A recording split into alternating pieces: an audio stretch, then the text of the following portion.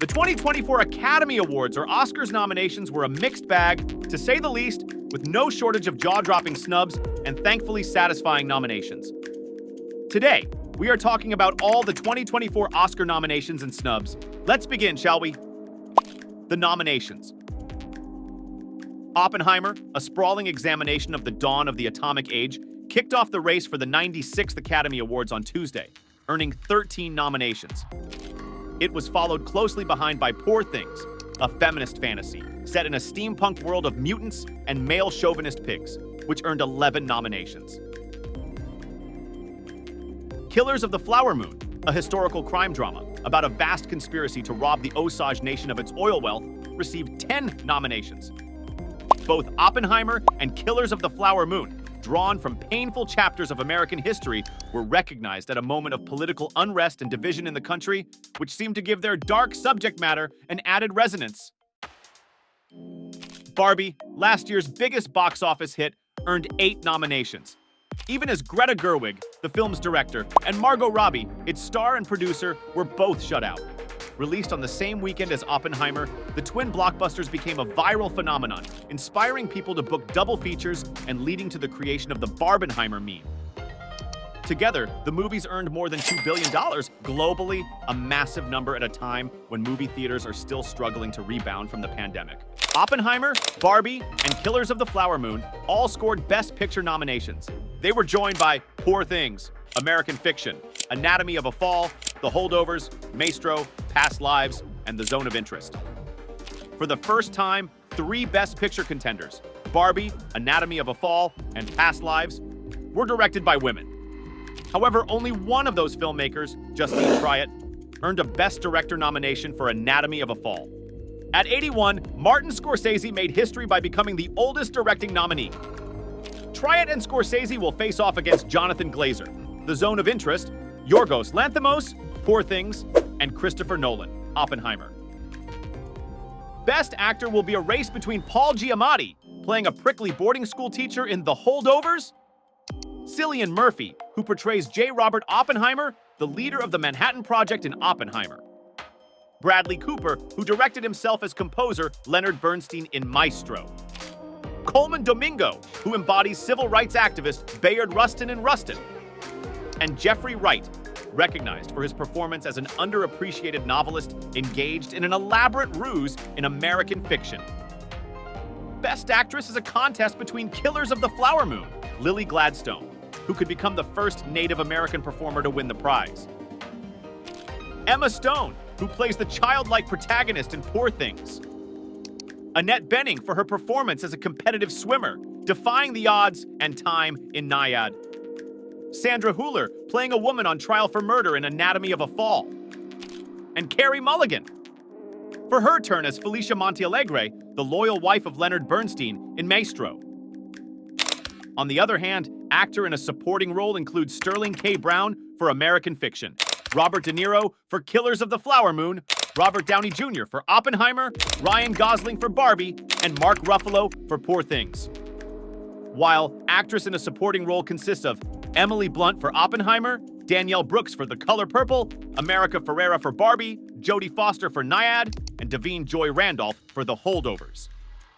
Moreover, original song includes The Fire Inside from Flamin' Hot, music and lyric by Diane Warren, I'm Just Ken from Barbie, music and lyrics by Mark Ronson and Andrew Wyatt, It Never Went Away from American Symphony, music and lyric by John Batiste and Dan Wilson, Wazaji, A Song for My People, from Killers of the Flower Moon, music and lyric by Scott George, and What Was I Made For, from Barbie, music and lyric by Billie Eilish and Phineas O'Connell. Snubs. 1. Snub, Greta Gerwig and Margot Robbie for Barbie. She made the most successful movie of 2023, and yet Greta Gerwig was still not recognized in the Best Director category. Her leading lady, Margot Robbie, another presumed shoo-in for Best Actress, also missed out. Their splashy crowd pleaser did, however, secure nods for Best Picture. Ryan Gosling's supporting turn, adapted screenplay, production design, costume design, and 2 original songs, I'm Just Ken and What Was I Made For. But it didn't do quite as well as expected. There is no Ken without Barbie, Gosling said in a statement in response to the nominations. And there is no Barbie movie without Greta Gerwig and Margot Robbie the two people most responsible for this history-making, globally celebrated film. No recognition would be possible for anyone in the film without their talent, grit, and genius. To say that I'm disappointed that they are not nominated in their respective categories would be an understatement. Much of the internet echoed his outrage, pointing out the irony of the two women at the forefront of Barbie being overlooked in favor of the film's most prominent male character. 2. Snubbed Dua Lipa for Barbie. We're grateful that both Ryan Gosling and Billie Eilish will likely get their moment on the Oscar stage, performing I'm Just Ken and What Was I Made For, respectively, but spare a thought for Dua Lipa, whose toe-tapping hit, Dance the Night, I'll still keep the party running, I won't get out of place when my heart breaks. arguably the catchiest song in the entire movie, missed out. Also snubbed, Olivia Rodrigo, who could very well have made the shortlist with Can't Catch Me Now from The Hunger Games, The Ballad of Songbirds and Snakes. I'm here, I'm there, I'm everywhere, but you can't catch me now. The Oscars just got a little less starry. 3. Snub, Greta Lee and Celine's song for Past Lives. The other Greta that ought to have been in contention, Greta Lee, was overlooked too, for her wonderfully delicate performance in Past Lives, as was the film's Helmer, Celine's song, in Best Director. Thankfully, though, the indie darling was at least nominated for Best Picture and Best Original Screenplay. 4. Snub, Charles Melton, Natalie Portman, and Julianne Moore for May December.